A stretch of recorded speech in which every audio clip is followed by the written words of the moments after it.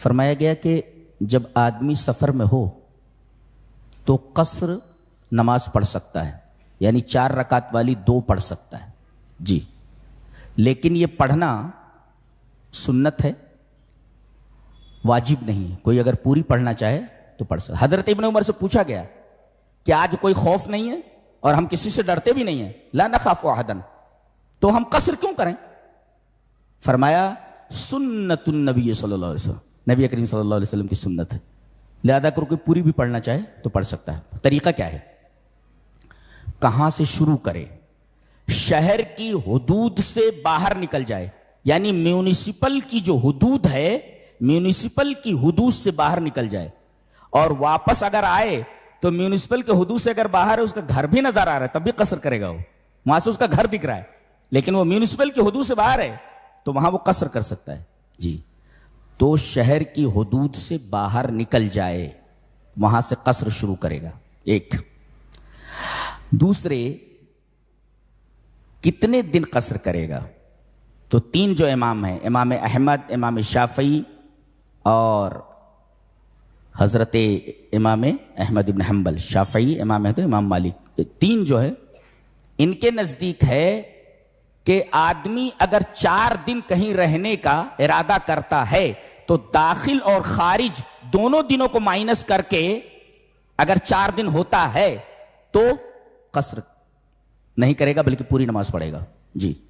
مثلا آج آیا تو یہ نکال دو، جس دن نکلنا ہے وہ نکال دو، تو خارج اور داخل دونوں دنوں کو نکالنے کے بعد اگر 4 دن رہنے کا ارادہ ہے تو نماز پوری پڑھے گا۔ یہ 3 اماموں کا، اور راجح یہی ہے، اقرب الی الصواب یہی۔ کتنے کلومیٹر پر کرے گا؟ 3 فرسخ، یہ حدیث ہے مسلم کی، 3 فرسخ، اور 3 فرسخ از اکول ٹو 24 کلومیٹرز 0.5، یعنی تقریباً 24.5 کلومیٹر اگر ہے سفر آپ کا، 24.5 کلومیٹر، تو آپ قصر کر سکتے ہیں۔ تو کتنے دن تک آپ، مدت قصر کیا ہے اور مسافت کتنی ہو وہ معلوم ہو گیا، کہاں سے آپ شروع کریں گے، یہ ساری چیزیں ملحوظ رکھی جائیں۔ وَإِذَا ضَرَبْتُمْ فِي الْأَرْضِ فَلَيْسَ عَلَيْكُمْ جُنَاحٌ أَن تَقْصُرُوا مِنَ الصَّلَاةِ، جب تم سفر کرو تو تمہارے اوپر کوئی حرج نہیں کہ نماز قصر کرو، یعنی 4 رکعت والی 2 پڑھ لو۔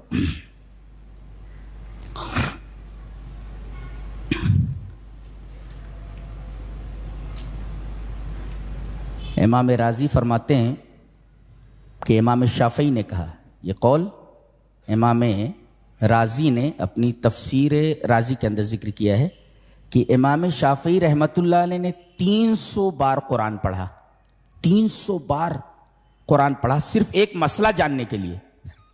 کتنا بڑا امام ہے کہ اجماع حجت ہے کہ نہیں، کہ اگر سارے علماء امت کے یا بہت بڑی تعداد کسی بات پر اجماع کر لے تو کیا یہ اجماع حجت ہے؟ اس کو اجماع بولتے۔ کہتے ہیں اجماع کی دلیل ڈھونڈنے کے لیے 300 بار میں نے قرآن کو پڑھا، اور اس کے بعد یہ آیت نظر آئی، کون سی؟ وَمَن يُشَاقِقِ الرَّسُولَ مِن بَعْدِ مَا تَبَيَّنَ لَهُ الْهُدَى وَيَتَّبِعْ غَيْرَ سَبِيلِ الْمُؤْمِنِينَ نُوَلِّهِ مَا تَوَلَّىٰ وَنُصْلِهِ جَهَنَّمَ۔ جی، یہ ہے کہ جو مومنین کے راستے کے علاوہ کی اتباع کرے گا، کہتے ہیں کہ یہ اجماع کے حجت ہونے کی دلیل ہے جو یہاں ملی۔ 300 بار قرآن حکیم کو پڑھا انہوں نے۔ اور حجت اللہ البالغہ میں شاہ ولی اللہ محدث دہلوی نے لکھا ہے کہ انہ کل من یہون امرہما فہو مبتدع متبع غیر سبیل المومنین۔ کوئی بھی آدمی اگر بخاری اور مسلم ان دونوں حدیث کی کتابوں کی توہین کرتا ہے تو وہ بدعتی ہے اور مسلمانوں اور مومنوں کے راستے سے الگ ہٹ کر چلنے والا ہے۔ تو بخاری اور مسلم یہ دونوں کتابیں ایسی ہیں جن کی صحت کے اوپر علماء امت کا اجماع ہے، یہ ہے اجماع ہے اس پر، اور اجماع ہمارے ہاں حجت ہے۔